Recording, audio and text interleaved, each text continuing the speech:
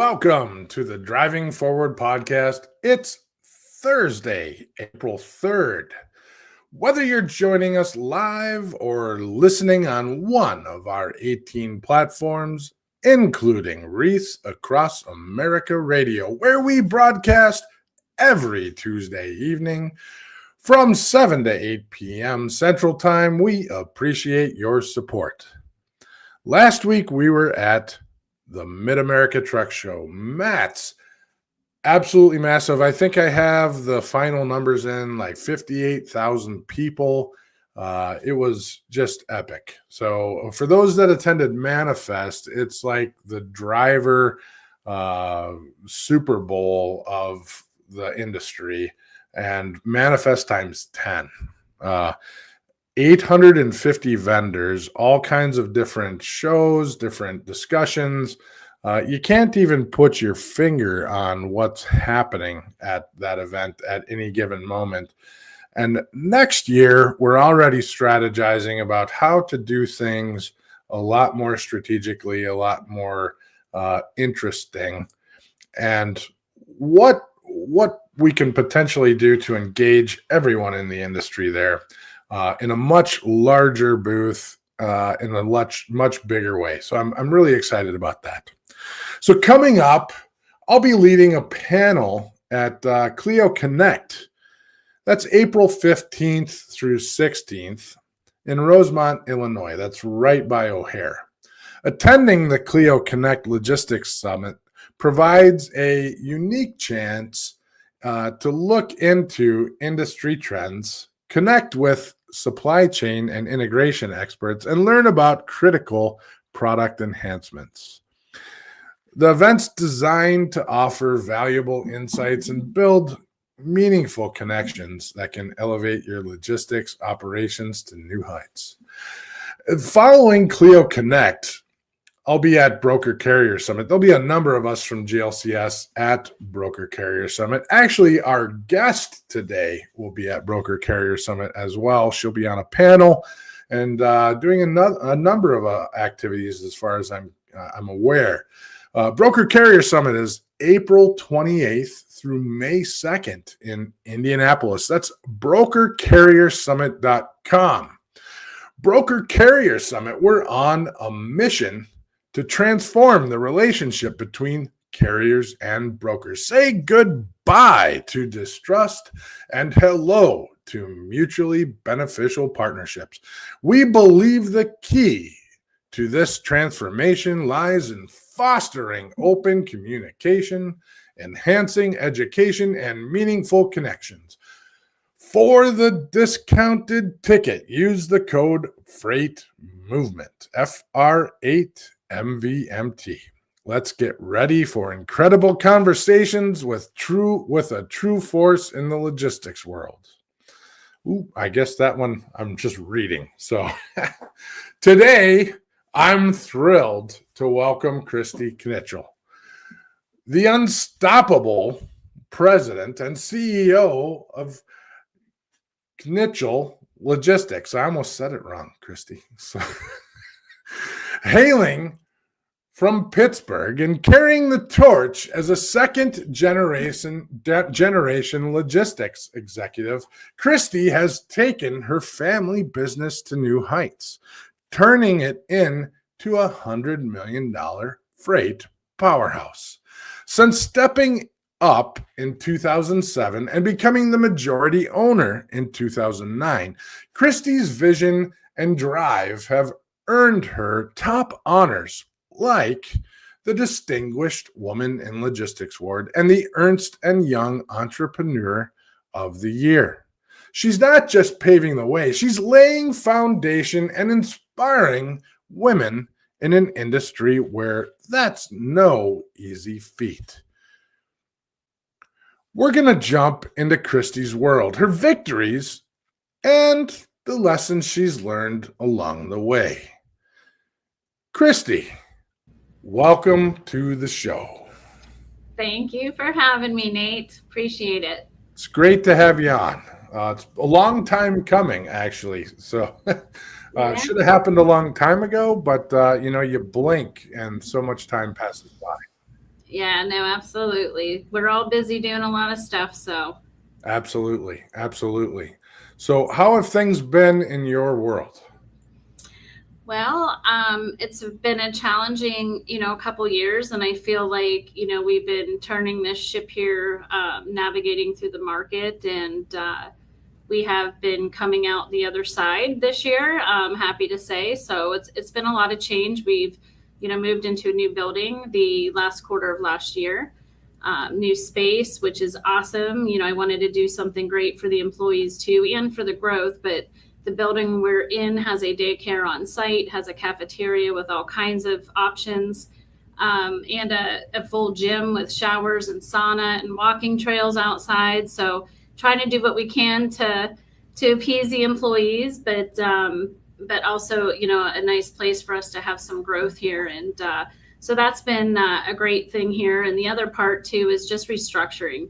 We've gone through a massive restructure of the business, and now we're finally seeing the fruits of that labor after having to change a few times. You probably hear a lot of people talk about, in business, if you don't change and pivot when things are not going well, you might not survive. So we had to do that multiple times. And I would say, in my 28-year career, it hasn't been this challenging. So it's been fun, a lot of tears, effort, and but a lot of team effort. 28 years. We're at the same number. I don't know if we ever realized that, but same Yeah. number. And I agree. 28 years, and I was just talking with Joe Lynch actually today, and I'm evenly divided between an operator running companies, moving freight, and now the 14 years on the technology and advisory side.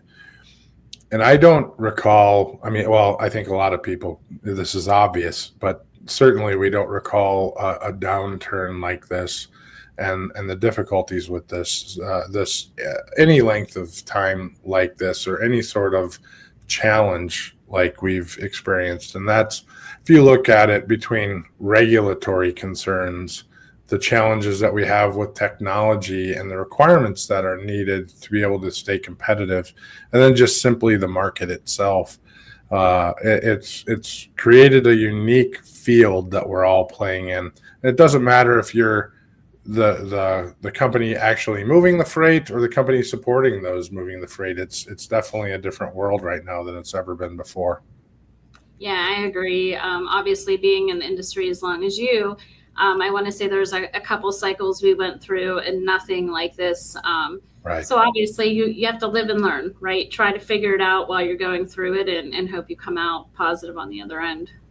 Absolutely. And staying, I mean, the lesson out of this is stay lean always. So stay lean and stay fight ready at all times. So if you are not, then when you are surprised, bad things happen. So, always look at your processes, always look at your people, always look at the best way of possibly doing business.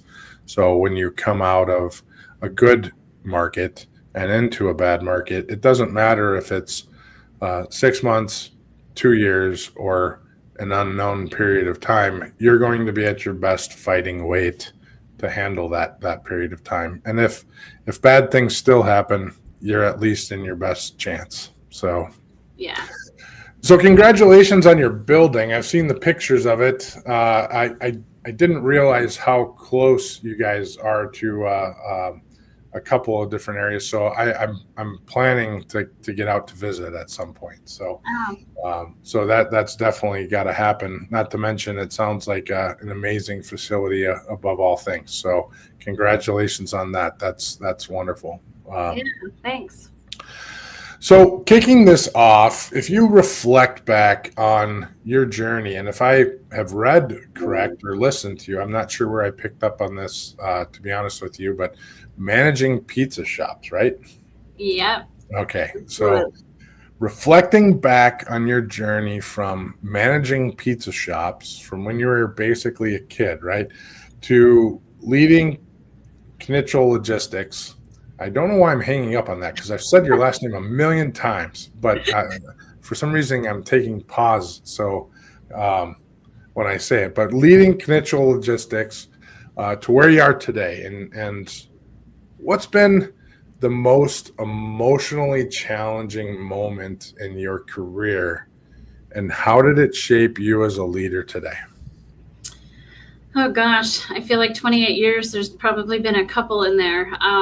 Yeah, I mean, going back to, running a pizza shop or a couple pizza shops and working 2, 3 jobs. I was 19, dropped out of college and started working for my dad. So I feel like I really had to learn a lot of things the hard way. I didn't really have like a great mentor to kind of show me the way. Obviously, my dad showed me some things, right? He was a sales guy, started the company. But, I worked in every role in the company. So it definitely taught me a lot about the business in different ways. And I would say probably the first most emotional like challenge I would have is really just dealing with the family dynamic. And the way that my dad was handling the family side of things. So, and not even just that, I guess, just with my dad in particular, he put me in charge. And even though he put me in charge, I really wasn't in charge. I still had to go through him to get I know things. that story. Yeah. Yeah. And then on top of it, it was just really finding ways to get things done that I know needed to get done by going through other men in the company that my dad pretty much, had next to him or felt like, for example, we had a COO at one point that, owned his own brokerage. He had a college education. And even though he was the COO, it was, like he was looking to him to kind of be the one to make those decisions. I mean, even at one point, I could never get a raise from my dad, but that guy got me a raise at one point. Yeah. But no, we had a lot of like knockdown, drag out fights about some things. And when I got the control of the company, I think one of the challenges was, my dad then wanted certain things and I told him no. And I was able to say no, and there was really nothing he could do other than threaten to sue me or, get into arguments. And, it was very emotional dealing with that. Or, my sister at one point, wasn't happy about things. She had left the company and wanted to come back to the company at one point, and I knew she wasn't a good fit for the company. So it was one of those things where, I had to tell my dad, like, she just can't come back. Like, she's not going to be a good fit. She didn't get along with some people. She sees it differently, but I know that would be, a challenge, and I'm going to have to deal with this if we brought her back. And my dad was always about family first and focus on the family. But if we did that, we might not have a business at the end of the day, based on some of the things that was happening, where my sister didn't work for the company anymore and she still had a car that the company paid for and still made some money. And I had to cut all that off too. So I was the one who had to say, hey, all this stuff has to stop and we need to run this like a true business. So, I would say those challenges in general were very tough for me, but I just continued to push forward knowing what this could be one day. And just having that strength to be able to do that. And I think part of that strength came from the fact my dad put me in the position to run the company, but yet didn't allow me to. So I had to like prove to him over and over and over again. And I would say now at this point, I feel like it took 20 years to prove to where, I could handle the things that he put in front of me. So that's a long journey, and there's a lot of difficult things that you said there. So yeah. A lot of challenges and a lot of, family is hard. I have multiple businesses, and, family is hard to work with. So one of those businesses we have family in, and family is hard to work with. I'm very transparent. My brother still works here with me, and he is part owner of the company, and we get along very well. I would say, he has his role that he does, and to be quite honest, he, leaves me to do the leadership stuff. He's not really involved in that. Sometimes I wish he would, and it might help him, but at the end of the day, this is what he wants to do, and I'm okay with that. And And I think now me and my sister have a better relationship at this point. It took a long time, but again, I had to explain to her even, if we continue to work together, like we probably would not like each other and get along, and now we can have a relationship outside of work, instead of, having that relationship in the work environment that probably would be toxic at some point. So yeah, those are some of the hard lessons I think I learned and really shaped me as a leader. I think, really digging in and having the grit and doing what's necessary to get to the next level, no matter how hard it was, even though, like I said, a conversation with my dad at one point, wanted to sue me. And that's tough, right? To have those conversations. We always brought it back and it was okay, right? But I knew when he came in and shut my door, I'm like, this is going to be a tough one. Yeah. That doesn't sound like fun, but that's the one thing about family in the business is that they're still family tomorrow, and it can get really, really ugly, and sometimes it gets super ugly, unfortunately, but it can get pretty ugly before it has to get super ugly. So we have lots of customers. I have lots of friends that have second and third generation businesses in the industry, and in some cases they're like, we've thrown down, so but we're still, they don't end up in jail, but that's the only situation. If you were to have that happen with your business partner, that's going to be the end of the deal. But you do that with your brother, and not to say that's happened with you, but Right. I know people that have had that happen, and that that's the nature of a family business. In some cases, it gets tough, and it's not the best. Not always the best situation to manage because you can't get away from it. I mean, you Right. end up going to Thanksgiving dinner too. So Right. you have to learn how to shut that off. So fair enough. So moving past that one, so talking about a little how dynamic the industry is, and I like to call it adaptive leadership, but that adaptive leadership, and it's a crucial thing, I think, in the industry right now. We're moving so fast. I was just talking to someone else about the last 15 years and how this industry has changed so much in the last 15 years. How have you navigated the unpredictable challenges that this industry has thrown forward? I may have a follow-up on that, but how have you done that? Yeah, I mean, I would say depending, I've had a lot of stuff thrown at me, and I think the thing is you got to dig in and figure it out and make some phone calls if you don't know what to do, and try to find people that can help you maybe through those challenges. And part of it too is also just stepping back and trying to look at the business. How can we do this different, and sit down as a leadership team? And I'm just talking, like, say, even more recently, because the last couple of years have really been challenging and hard to kind of navigate, especially when you're growing too. You're growing through a time where it's challenging, and then again you're getting to a level size of business where sometimes what you did to get to 50 million isn't going to get you to 100 million, and what gets you to 100 million, is not going to get you to 150. And again, I have a lot of coaching, CEO mentorship programs and stuff. I think that helps in talking with people. I mean, to be quite honest, I don't have all the answers. And I think reaching out and talking to others about what they're doing and how they've gotten through this, especially if they're larger than me.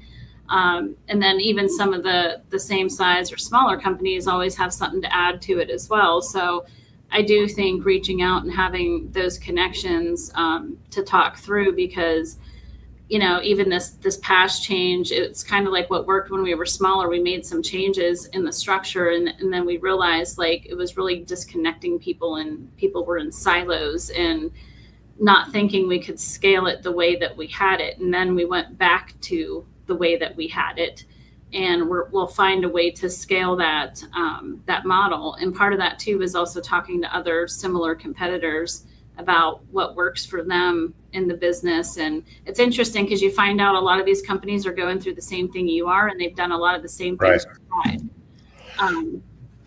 That's certainly so.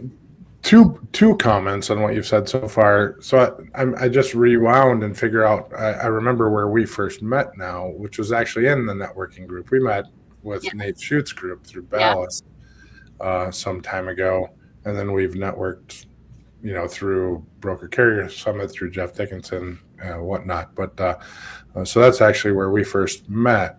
Second one is the networking through other companies and through others who have done it before is absolutely the strongest way of moving forward, either through your local organizations, your national organizations, anyone who's done it before. They may not be right on the way that they're doing it before, but they have gone down this path, and they have some component of that you can take away, whether it's a nugget or it's the whole novel. There is something that you can usually take away from those discussions. We do that quite frequently, where we come in and study organizations and kind of help them path through that. So Joe McGee says Kristy is a badass. Nice. Hi, Joe. So with all this with everything that you've navigated, and we've talked a little bit about the family sacrifices you've had to make, but outside of family sacrifices, what other personal sacrifices have you had to make to ensure that Knichel Logistics thrives? Yeah, I mean, I would say I hate to say this, but my own personal health, right? Like, I'm not taking care of myself the way I should be. Not trying to find, I would say I'm not trying to find time for me to, whether it's going to the gym and doing those things that can get your mind clear. I just felt like I didn't have time. I just had to constantly be focused until we got through what we needed to get through. And then my plan is to kind of get on track with that. But that's probably the biggest thing, is not taking care of yourself. And then, you have a family in the business, but again, too, it is also sacrificing some stuff, with my husband or, my child, and not as much as, I'd like to. But at the end of the day, for example, I have a CEO mentoring thing coming up in July. Happens to be the same weekend my husband's birthday, and we were planning to go to this thing, this event, because he was on a show and he won the show, and we're going to this event. And my mentor is like really pushing hard for me to come out there, right? And now I'm at the point where I feel like I came out the other side, and now I need to put time in with my family. I wasn't able to take my son on like a vacation last year, but I mean, he's had his share of vacations over the years when he was younger, traveling quite a bit. But I do need to put time aside, I think, more specifically, not just for that, but myself in particular.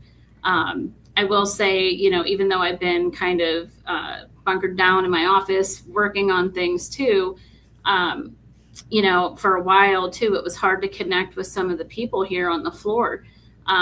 Check in here and there, but not connecting like the way I wanted to. So now I'm getting caught up having one-on-one meetings with everyone again, and trying to really dig in and let them know, I'm here. I want to hear what you have to say, and how are things going, and what can we do to help you. And I think that's really important. And unfortunately, got a little disconnected from that as well during these tough times.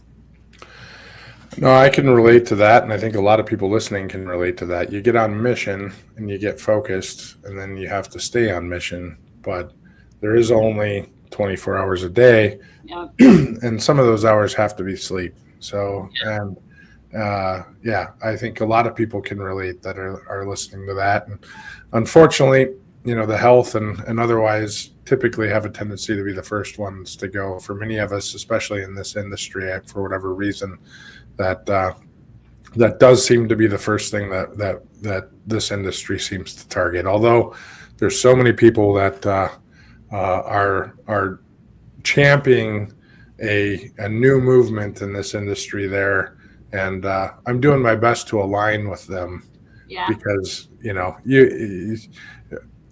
it just needs to be done. So I'm right in the front of that line as much as I can be. So to the best of my ability. So but it's something that's needed and it's important, and I'm glad that there is that movement going on too, because it will help encourage people to do that. And I mean, to be quite honest, the other part of it too, you let your health go, right? And then you go to the doctor and then you find out your numbers aren't as great, but they were better like 7-8 months ago. So it's like, I need to do something.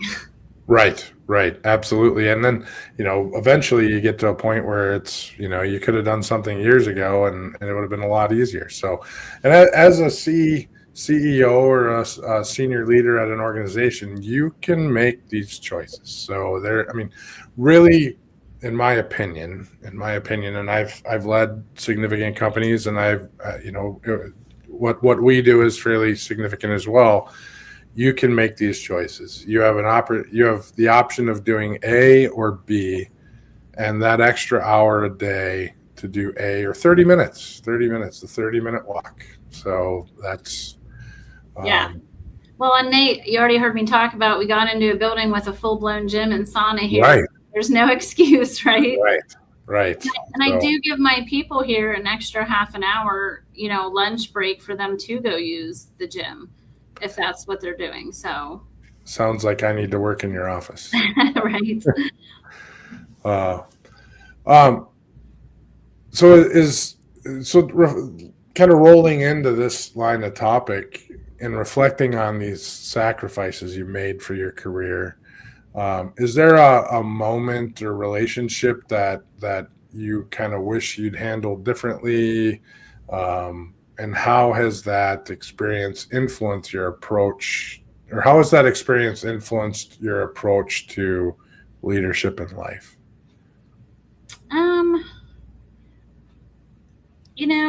I think I wouldn't say like a relationship. Well, I guess maybe I'm just going to use my father because he's the easiest one to use, but Sure.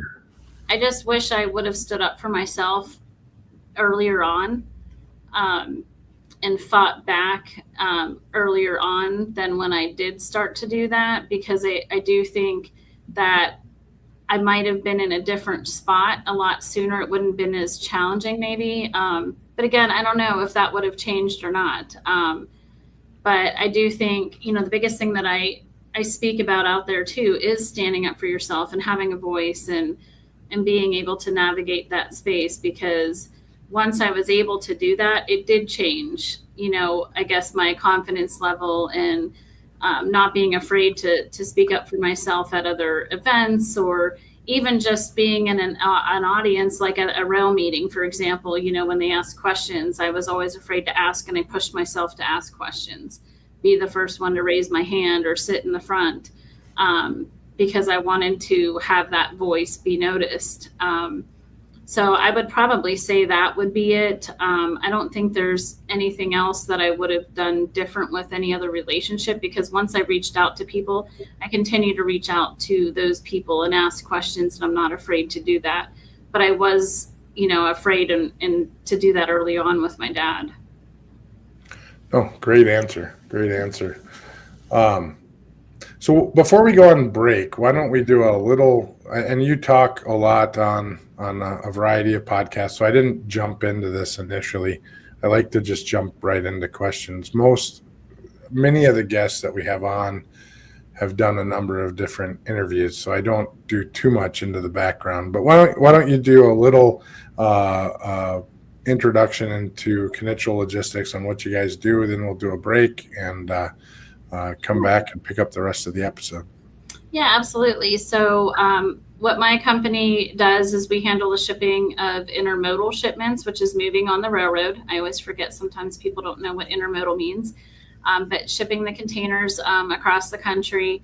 And that is our niche. That would be probably about 70% of our revenue here. But we also have a truck brokerage arm, an LTL arm, and we also have an agent network as well.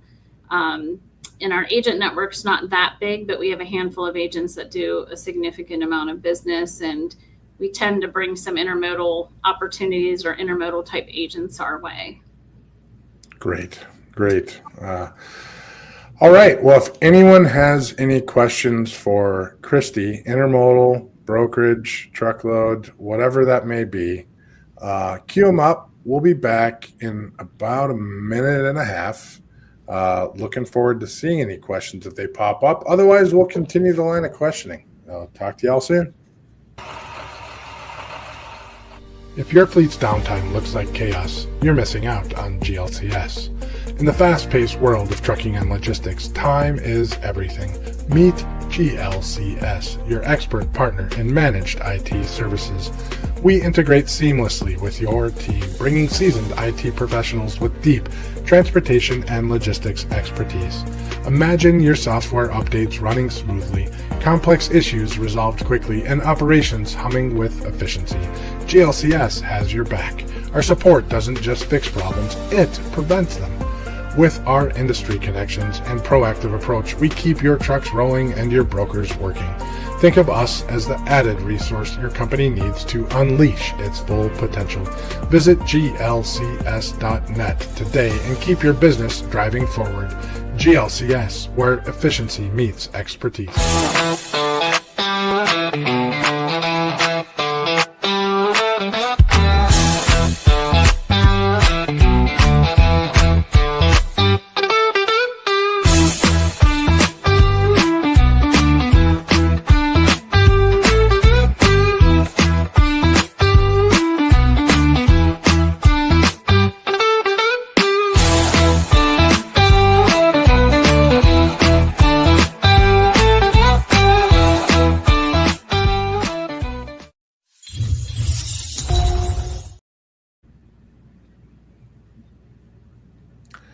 And we're back.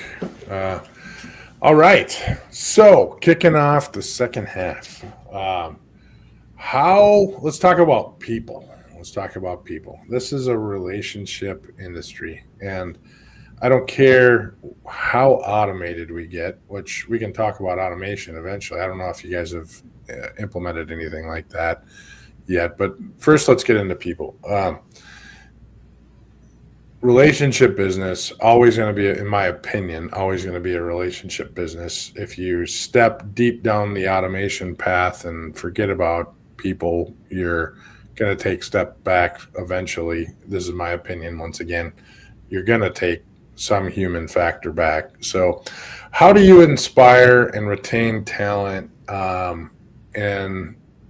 in what I still believe is a competitive environment? And there may be people out there that are looking for roles, but there's got to be good people. So that's where I say it's a competitive environment. So how do you inspire and retain the talent? I know you have a really good crew that works at Knichel Logistics, and you've got a lot of long-term employees as well. Yeah, we certainly do. I would say over this past 6 months in particular, that's changed a little bit with our growth, because some of the people that have been with us a long time probably would be here forever. But trying to get some people to the next level that maybe just can't get to that next level. So that's been a little challenge, I would say, at our size at this point. But I would say, it's really important to be interactive with your people. Like I mentioned earlier, having those one-on-one meetings, checking in with them, I think is extremely important, giving them the tools and resources that they need. Because sometimes you find out stuff that you're not going to find out at all unless you have these conversations with people.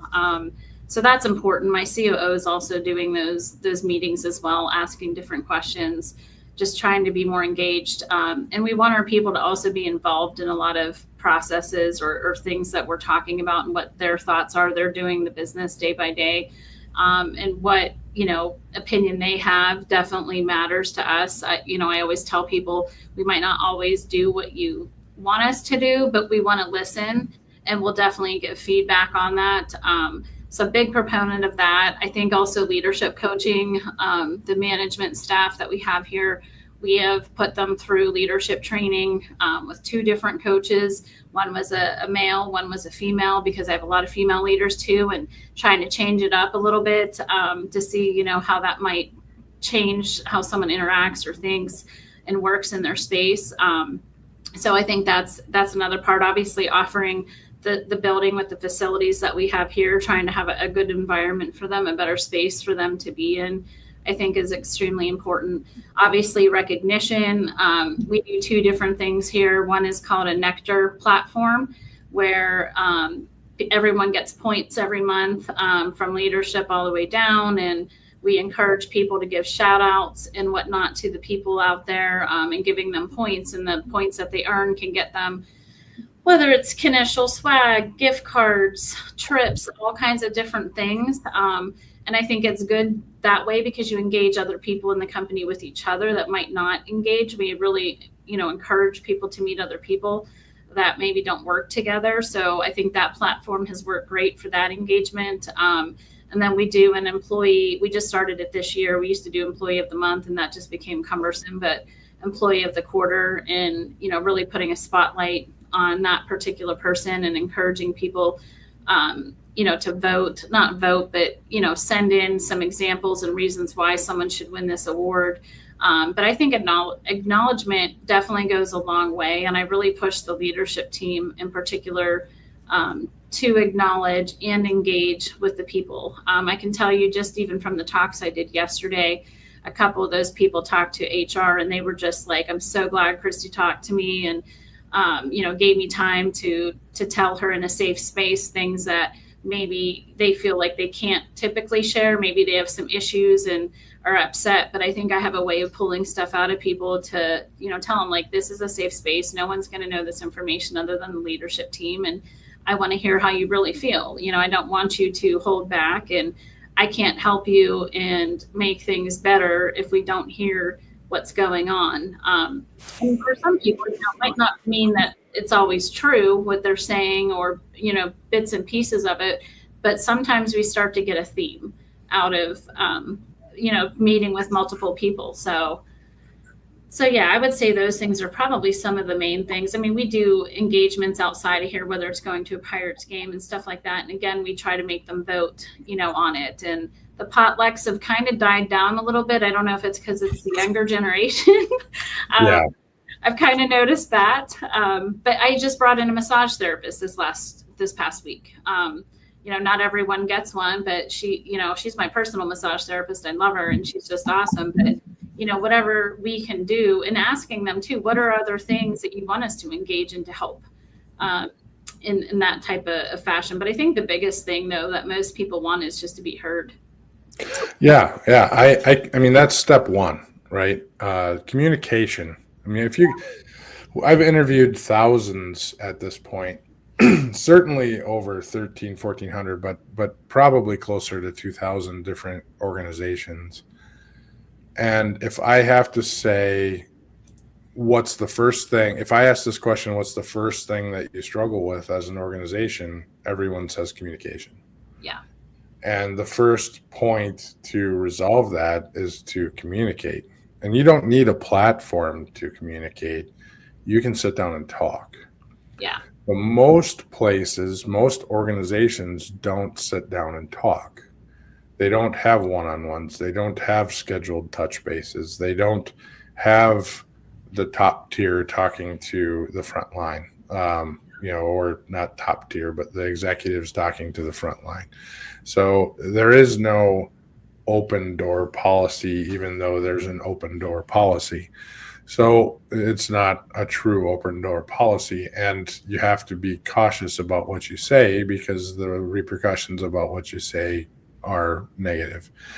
But also that line of communication, the next step of that, like you were saying, is to take action on what's being stated. So when we do, the way we start an engagement with one of our clients on the professional services side, many times it's through a company assessment or a business process assessment. We started off with a kickoff meeting with the stakeholders, typically executive team, and we understand all the pain points from the executive team. We then immediately go out to the front line and sit down with all of them and have discussions, and we compare notes.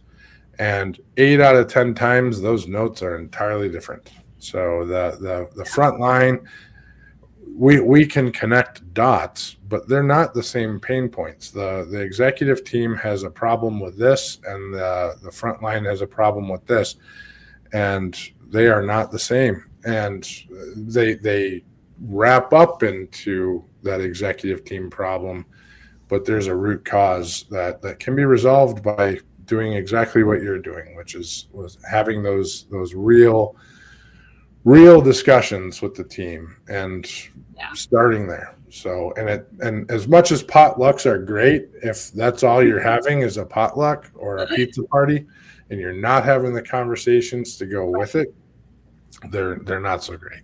So yeah, and you're right. I mean, communication has always been the biggest issue I would say people bring up here. And I'm a very not only transparent person, but we're very transparent to the whole company and the whole team about where we're at financially. Why are we doing things that we're doing? And I speak not just maybe a little bit lower than high level too.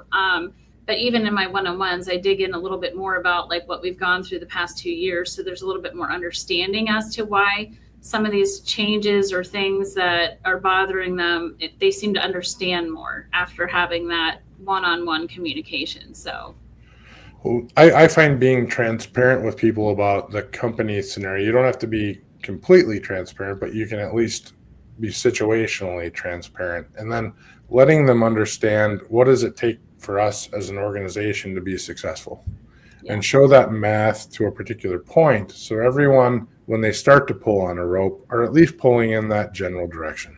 Yeah. And if you don't have that level of transparency, everyone's doing what they think they should be doing, not what they actually should be doing. Once again, you're not communicating if you don't have that. If you're not communicating what direction you want them to pull, you're not going to get a cohesive unit. You're going to end up with a mess on your hands. So I respect that entirely. So absolutely. So another passion of yours, it's not a passion, it's a mission. Your organization has a substantial number of women that work in it, and you have taken on that as a champion in the industry. Really, you're one of the many champions in the industry.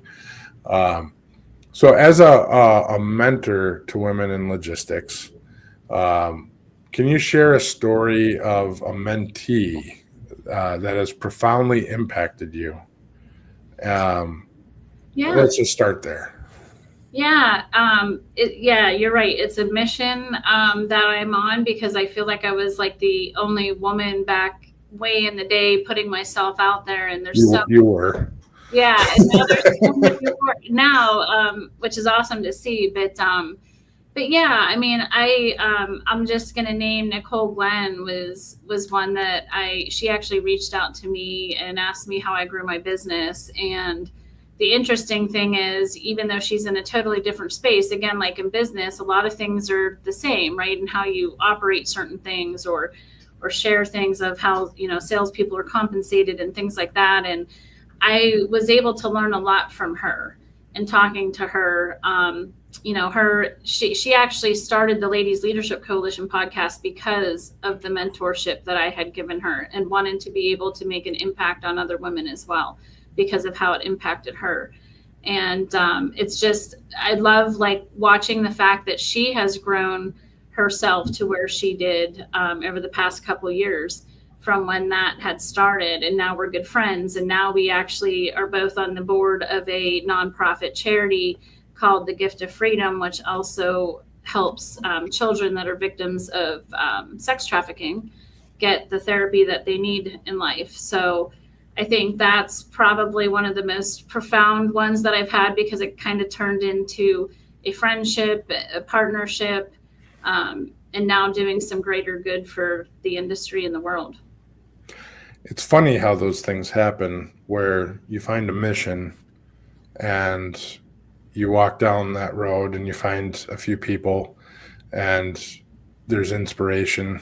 Either you're inspired by that person, you inspire a person that is perpetual, it grows farther,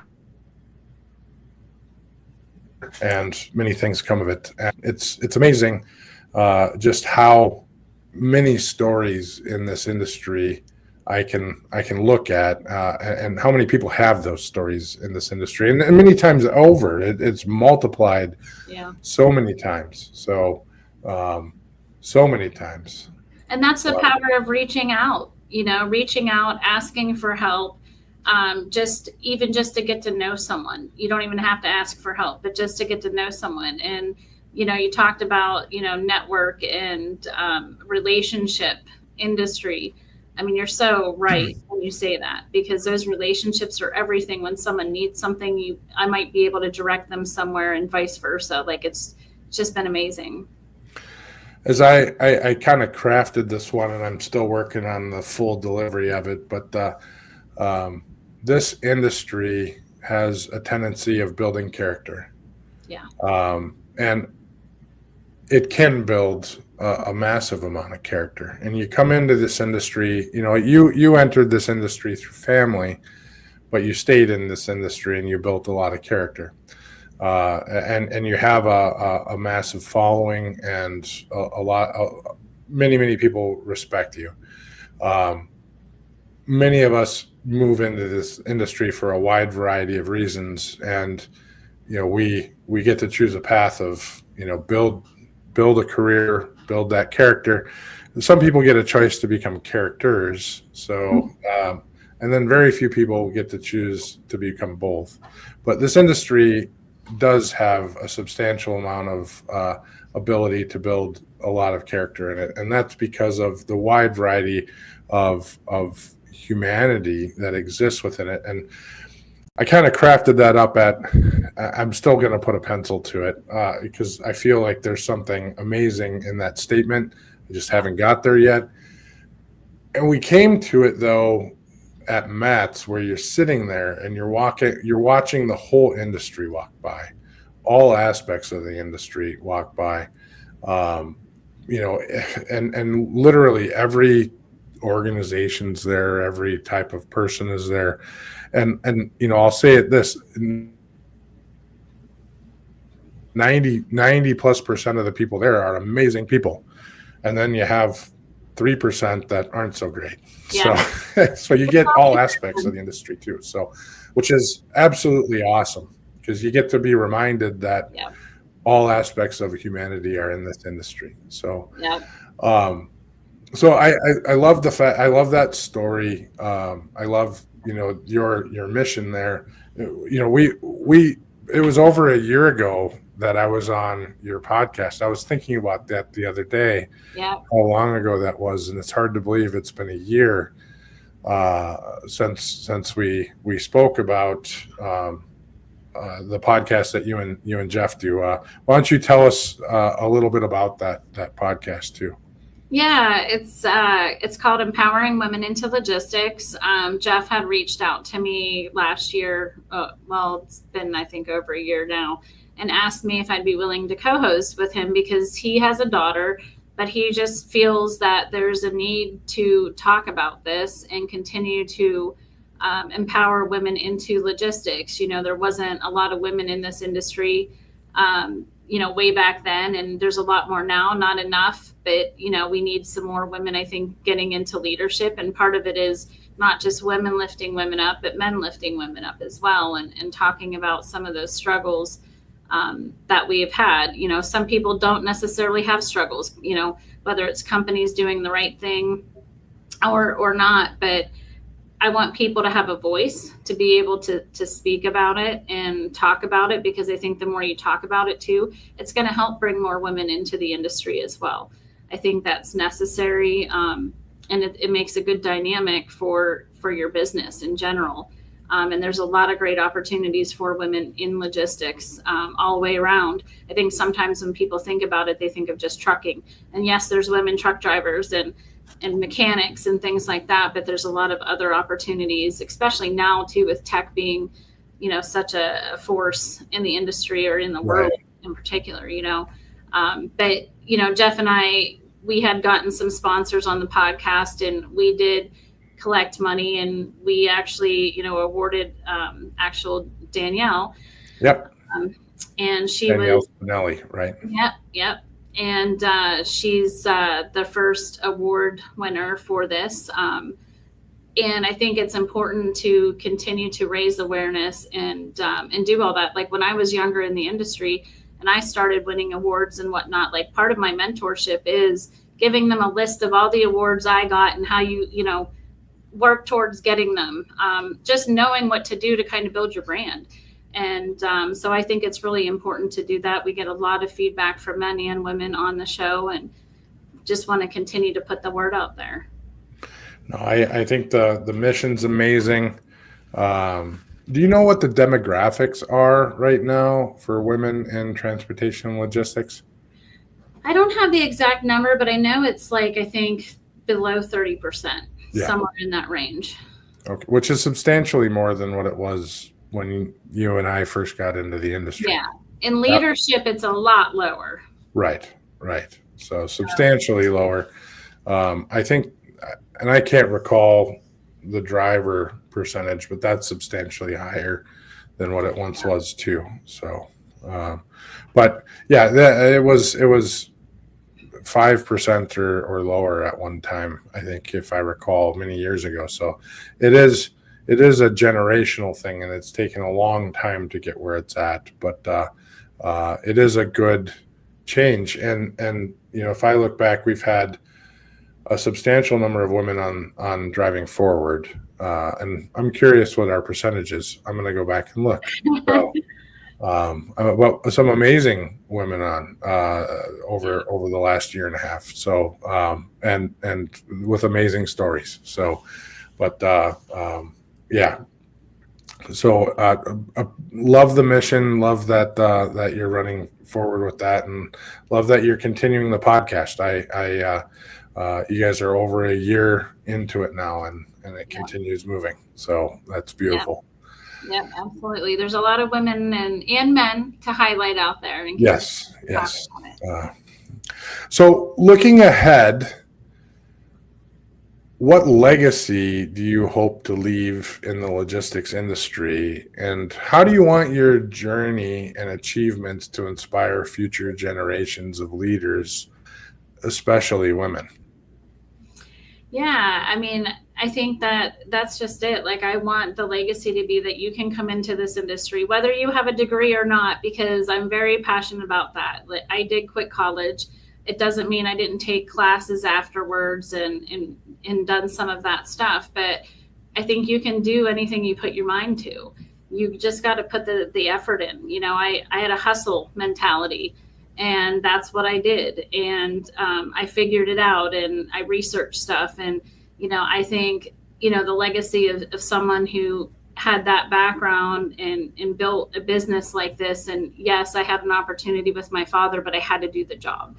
You know, that's something that I do want to make clear out there too, because some people do get put in roles in family that really shouldn't be in that role. And, you know, at the end of the day, I didn't even ask for this role. My dad did just put me in the role, but I also had to execute and do the job, or we wouldn't be here today. And so I think it's important for anyone out there to understand that, you know, you can put, you know, your mind to this and you're able to accomplish great things. And I think as far as, you know, for aspiring women out there, again, I think part of more women coming into this industry and pushing yourself into these type of leadership roles, they need to see women doing this in the role too, and hoping that, you know, I do inspire people to say, I can do that.